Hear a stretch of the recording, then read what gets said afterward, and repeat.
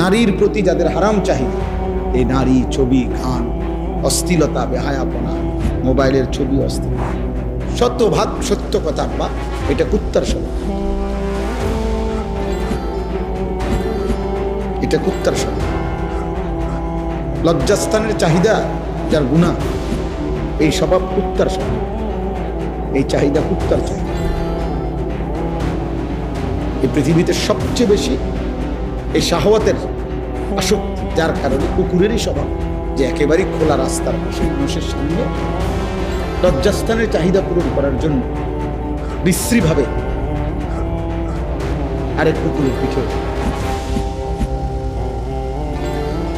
যেটা স্বাভাবিকভাবে অন্য প্রাণীর মধ্যে নাই। এই জন্য এটা গুরুত্বপূর্ণ।